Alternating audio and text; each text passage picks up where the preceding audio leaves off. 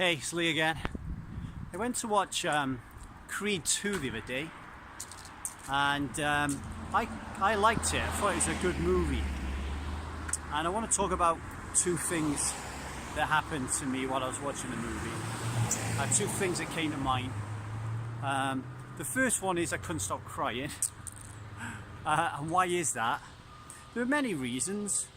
One of them was, you know, throughout the film, they did a really good job, the writers and the producers and the directors, of creating that tension, the right emotional tension between the parent and son bonds. Not two very different, but three main characters, and how they related. So you got Apollo Creed and his kid, you got Ivan Drago and his kid, and you got Rocky and his kid. And all three of those, the way that they all kind of mapped out, made me think a lot about my relationship with Jude, particularly because I'm a divorced parent, and the time that I spend with Jude is not as plentiful and bountiful as the time I spend with Zia. So, you know, there was one moment where I just completely broke down. You know, the old lip was quivering, and I just broke down crying, thinking of that. But the other reason that I was crying and getting emotionally invested in this movie was because I realized at the time that I am not yet the heavyweight champion of the world. Right? There is Adonis Creed, the heavyweight champion of the world. Okay, and all right, it didn't mean what it should have meant to him, or not should have. It didn't mean what he thought it would mean to him.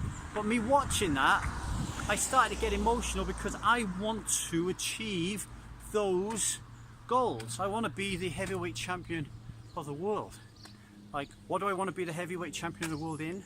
I want to be the heavyweight champion in the world in helping people become people that doesn't drink alcohol. And I won't rest until I get there.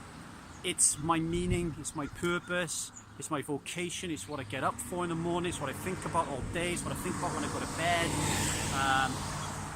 It's something that I want to continue beyond the grave through other people who have inspired to keep the movement going. I want to create this movement of 1 million people.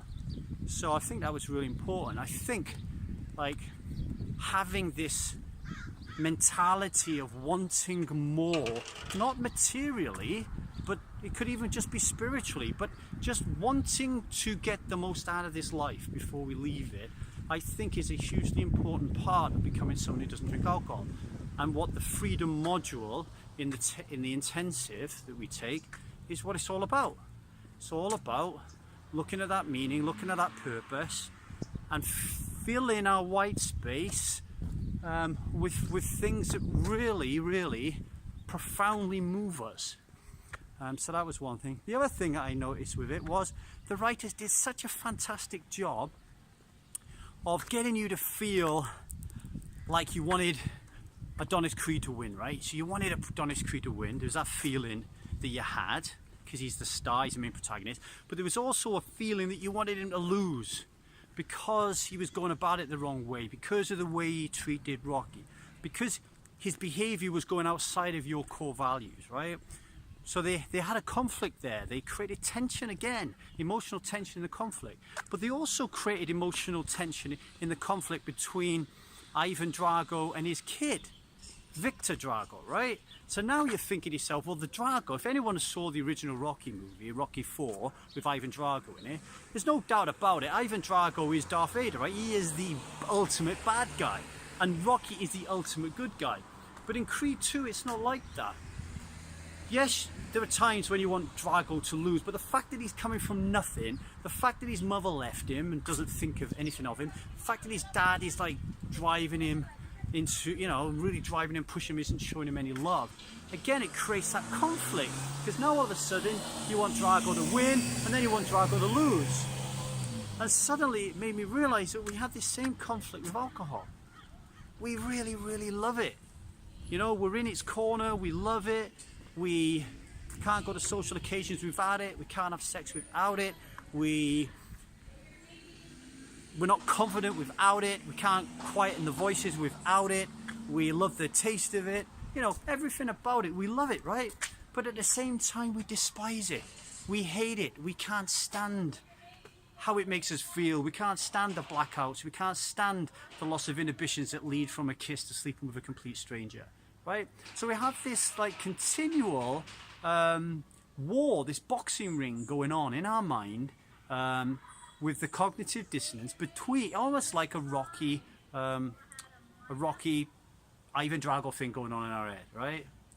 And to get the most out of Creed 2, the movie, to get the most out, you have to take a side. You have to eventually say, well, I want this guy to win, because then you'll get more out of it than sitting on the fence.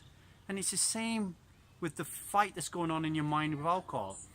You've just got to, at some point, accept that you're going to be in the corner of one or the other. Yes, you loved it. Yes, you can hate it.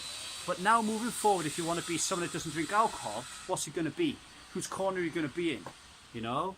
Are you going to be in alcohol's corner, or are you going to be in the truth about alcohol's corner? It's time to make a decision. I'm Lee Davey, not an alcoholic. I refuse to be anonymous. I do not drink alcohol, and I spend every waking moment of my life helping other people do the same while watching movies.